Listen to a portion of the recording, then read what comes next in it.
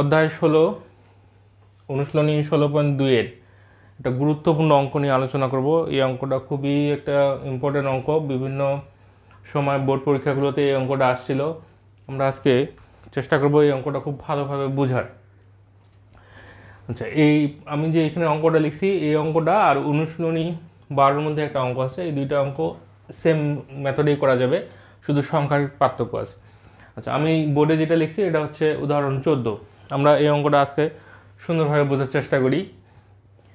আচ্ছা, অঙ্কটা বলছে একটি ট্রাপিজিয়ামের সমান্তরাল বাহুদ্বয়ের দৈর্ঘ্য যথাক্রমে 91 সেন্টিমিটার ও 51 সেন্টিমিটার এবং অপর বাহু দুটির দৈর্ঘ্য যথাক্রমে 37 সেন্টিমিটার ও 13 সেন্টিমিটার। ট্রাপিজিয়ামটির ক্ষেত্রফল নির্ণয় করো। এই কোশ্চেনের মধ্যে আমাদের কী দেওয়া আছে সেটা আগে আমরা একটু ভালো করে বুঝবো। এখানে দেওয়া আছে সমান্তরাল বাহুদ্বয়ের দৈর্ঘ্য, একটা বাহুর দৈর্ঘ্য দেওয়া আছে 91 সেন্টিমিটার, আর একটা দেওয়া আছে 51 সেন্টিমিটার। আর আরও যে দুইটা বাহু দেওয়া আছে ট্রাপিজিয়ামে, সেই দুইটা বাহুর দৈর্ঘ্য দেওয়া আছে, একটা দেওয়া আছে 37 সেন্টিমিটার, একটা 13 সেন্টিমিটার। ট্রাপিজিয়ামের ক্ষেত্রফলটা নির্ণয় করতে বলছে। এই অঙ্কটাই অনুশীলনীতে যেভাবে দেওয়া আছে, এই 51 এর জায়গায় দেওয়া আছে হচ্ছে 31, 91 এর জায়গায় দেওয়া থাকবে 31, 51 এর জায়গায় দেওয়া থাকবে 11, 37 এর জায়গায় দেওয়া থাকবে 10, 13 এর জায়গায় দেওয়া থাকবে 12, আর বাকি সব একই রকম। তাহলে এটা বুঝলে আমরা ওই অঙ্কটাই সলভ করতে পারবো। তাহলে প্রথমে আমরা দেখি এখানে যে এ বি সি ডি, এটা একটা ট্রাপিজিয়াম। এই ট্রাপিজিয়ামের এই সিডি আর এবি, এই দুইটা বাহু হচ্ছে সমান্তরাল। তাহলে এই দুইটা বাহুর দৈর্ঘ্য দেওয়া আছে, এই এবি বাহুর দৈর্ঘ্যটা হচ্ছে 91 আর সিডি বাহুর দৈর্ঘ্যটা হচ্ছে 51। তারপর আমরা করলাম কি, এই ডি ও সি হতে এবি এর উপরে ডিই ও সিএফ দুটো লম্ব অঙ্কন করছি। এই লম্বগুলোকে আমরা ডিই এটাকে ধরছি এইচ, তাহলে সিএফ এটাও হবে এইচ। তাহলে ব্যাপারটা কি দাঁড়ালো, সিডিইএফ এটা একটা আয়তক্ষেত্র হবে। আয়তক্ষেত্রের বিপরীত বাহুগুলো সমান, তাহলে এই বাহু সমান, তাহলে সিডি আর ইএফ এ বাহুটাও সমান, তাহলে এই বাহুটার দৈর্ঘ্য ধরলাম হচ্ছে 51। আচ্ছা, তাহলে আমরা এই যে ছবিটা আঁকলাম, এখানে যে কাজটুকু করলাম তার একটু বর্ণনা বা ব্যাখ্যা দেব। যে এইভাবে আমরা বলবো, মনে করি এ বি সি ডি একটি ট্রাপিজিয়াম। ট্রাপিজিয়ামের A B equal to 91 centimetre, CD equal to 51 centimetre. D ও সি হতে এ বি এর উপর যথাক্রমে ডিই ও সিএফ লম্ব টানি। টানলে আমরা দেখব সিডিইএফ এটা একটা আয়তক্ষেত্র। যদি আয়তক্ষেত্র হয় তাহলে আমরা আয়তক্ষেত্রের বিপরীত বাহুগুলো সমান, তাহলে সিডি আর ইএফ এই দুইটার মান হবে 51, তাহলে ইএফ ও সিডি দুইটার মান হচ্ছে 51 সেন্টিমিটার। আচ্ছা, এবার আমরা এইটুকু ধরলাম হচ্ছে এক্স, আর এই যে লম্ব দুইটা ডিই আর সিএফ এই দুইটাকে ধরলাম হচ্ছে এইচ। এখন এই যে বিএফ মানে তাহলে কি হবে, এই এ বি থেকে যদি আমরা এফটাকে বাদ দিই তাহলে আমরা বিএফ পাবো। তাহলে বিএফ ইকুয়াল টু কী দাঁড়াচ্ছে, বিএফ ইকুয়াল টু দাঁড়াচ্ছে যে এ বি মাইনাস এফ। তাহলে এ বি থেকে যদি আমরা এফকে মাইনাস করে দিই, এ বি পুরোটার মান ছিল আমাদের 91, আর এফ মানে কি, এই যে এইটুকু আর হচ্ছে ইএফ এইটুকু, এই দুটুকু পুরোটা যোগ করলে আমরা এফ পাবো। তাহলে এফ মানে হচ্ছে এই প্লাস ইএফ, এই মানে হচ্ছে এক্স আর ইএফ মানে হচ্ছে 51।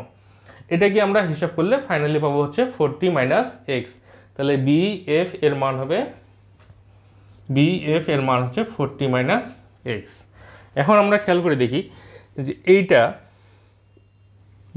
এ ডিই এটা একটা সমকোণী ত্রিভুজ, এই কোণটা সমকোণ। তাহলে আমরা পিথাগোরাসের উপপাদ্য অনুসারে লিখতে পারবো অতিভুজ স্কোয়ার ইকুয়াল টু লম্ব স্কোয়ার প্লাস ভূমি স্কোয়ার। আচ্ছা, তাহলে আমরা ভূমি স্কোয়ার প্লাস লম্ব স্কোয়ার ইকুয়াল টু অতিভুজ স্কোয়ার লিখতে পারবো যে এ ডিই হতে এক্স স্কোয়ার বলতে ভূমি স্কোয়ার প্লাস এইচ স্কোয়ার বলতে লম্ব স্কোয়ার ইকুয়াল টু অতিভুজ স্কোয়ার, অতিভুজ মানে হচ্ছে যে 13 স্কোয়ার। তাহলে এটা ক্যালকুলেশন করলে আমরা পাবো হচ্ছে 169। এখন আমরা এই যে আরেকটা সমকোণী ত্রিভুজ আছে সি এফ বি, অর্থাৎ ত্রিভুজ যদি এটা আমরা বলি বিএফসি হতে পাই, এইখানে আমাদের এই কোণটা হচ্ছে এফ কোণটা হচ্ছে সমকোণ, তাহলে এর বিপরীত বাহু বিসি, বিসিটা কী হবে তাহলে অতিভুজ, তাহলে আমরা কি বলবো অতিভুজ স্কোয়ার, অর্থাৎ BC square equal to C F square plus BF square.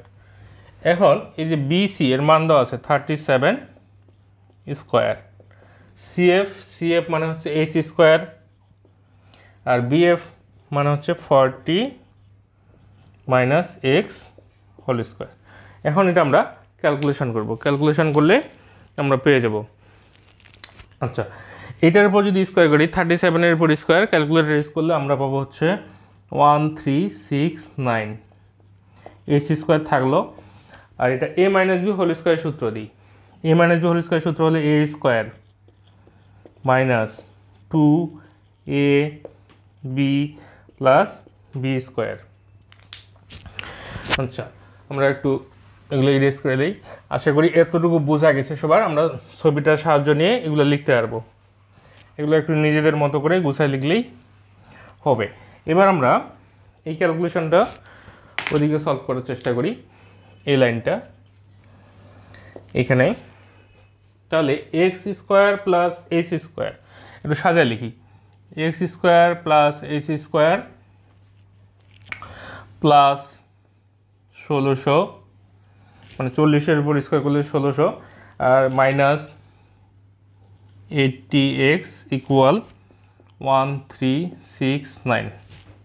আবার আমরা একটু মিলাই নেই যে এক্স স্কোয়ার এইচ স্কোয়ার এই দুজনকে পাশাপাশি লিখছি, 40-এর উপর স্কোয়ার করলে এটা হবে minus 2 R 40 80x equal to এটা। এখন এইটুকুর আমাদের মান জানা আছে, এইটুকুর মান হচ্ছে কত, এই যে 1 নম্বর সমীকরণে আমাদের বের করা আছে, এইটুকুর মান হচ্ছে 169। তাহলে এই জায়গাটাতে আমরা মানটা বসাই দিই, 169 plus 1600 minus 80x equal to 1369। তাহলে ব্যাপারটা কি দাঁড়ালো যে মাইনাস 80x ইকুয়াল টু এগুলো, আর এই পাশের সংখ্যাগুলো এই পাশে পাঠিয়ে দিই, তাহলে সাইড চেঞ্জ হলে সাইনগুলো চেঞ্জ হয়ে যাবে। সাইন চেঞ্জ হওয়ার পরে এখানে থাকলো মাইনাস 80x। এখন আমরা এটা পুরোটাই ক্যালকুলেটর দিয়ে যদি হিসাব করি তাহলে পাবো হচ্ছে মাইনাস 400। তো এখানে মাইনাস আর এ মাইনাস ক্যান্সেল হয়ে যাবে, তাহলে x ইকুয়াল টু কী হবে 400 divide 80, therefore x equal to 5। তাহলে x এর মান আমরা পাইলাম হচ্ছে 5। আচ্ছা, এই ত্রিভুজ দুটো সলভ করে আমরা পাইলাম, এতটুকু বোঝা গেছে আশা করি। এবার আমরা এই 1 নম্বর সমীকরণটা থেকে x এর মানটা বসিয়ে h এর মানটা বের করব। তাহলে আমরা বলি যে x এর মান 1 নং সমীকরণে বসিয়ে পাই। x এর মান আমাদের মনে রাখতে হবে, x এর মানটা আমরা বের করছি হচ্ছে 5। তাহলে আমরা বলতেছি যে x এর মান 1 নং এ বসিয়ে পাই। তাহলে 1 নং সমীকরণটা আমাদের কি x স্কোয়ার মানে হচ্ছে 5 square plus h square equal two 169। তাহলে h square equal two 169 minus 25, মানে 5-এর উপর স্কোয়ার করলে 25, সাইড চেঞ্জ করলে সাইনটাও চেঞ্জ হয়ে যাবে। তাহলে এখানে h স্কোয়ার ইকুয়াল টু আমরা পাবো হচ্ছে 144। তাহলে h equal to root 144, therefore h equal to 12। তাহলে h এর মান বের হলো 12, অর্থাৎ এইটার মান বের হলো 12। এখন আমাদের এখানে কি বের করতে বলছে, ট্রাপিজিয়ামটির ক্ষেত্রফল। তাহলে ট্রাপিজিয়ামের ক্ষেত্রফলের সূত্র কি, ট্রাপিজিয়ামের ক্ষেত্রফলের সূত্র হাফ ইন্টু সমান্তরাল বাহুদ্বয়ের যোগফল ইন্টু সমান্তরাল বাহুদ্বয়ের লম্ব দূরত্ব। তাহলে আমাদের এখন সবগুলো মান রেডিয়াস। তাহলে আমরা ক্ষেত্রফলটা বের করতে পারবো। তাহলে লিখি যে ট্রাপিজিয়ামের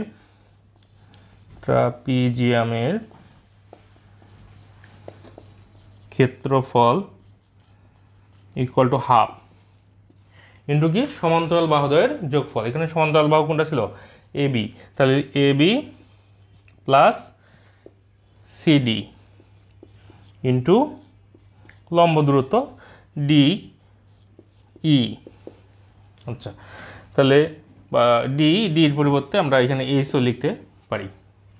তাহলে হাফ সমান্তরাল বাহু এবি ছিল আমাদের 91, সিডি ছিল 51 ইন্টু উচ্চতা আমাদের 12।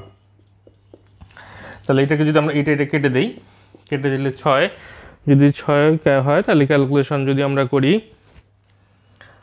এটা যদি আমরা যোগ করি, যোগ করলে আমরা পাবো হচ্ছে 142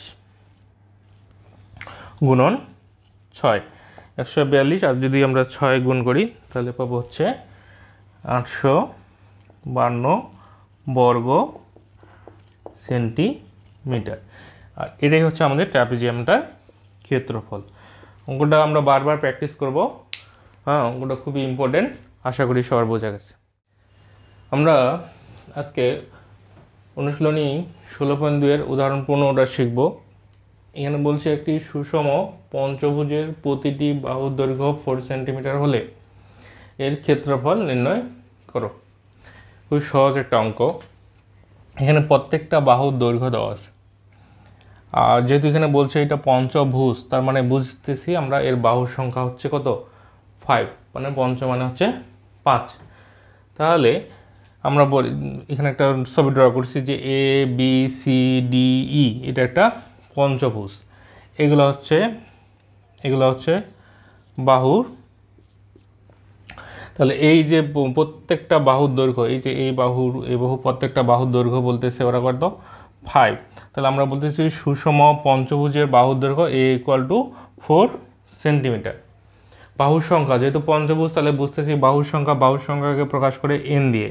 তাহলে এখানে বোঝা যাচ্ছে যে বাহুর সংখ্যা ইকুয়াল টু হচ্ছে 5। এখন সুষম পঞ্চভুজের ক্ষেত্রফল নির্ণয়ের সূত্র হচ্ছে এটা, যে N A square by 4 cot 180 degree by N. এটা শুধু সুষম পঞ্চভুজ না, যে কোনো সুষম বহুভুজের ক্ষেত্রে এই সূত্র, শুধু বাহুর সংখ্যাটা বসাই দিলে হয়ে যাবে। তাহলে এই সূত্রটা আমাদের খুব ভালো করে একটু মনে রাখতে হবে।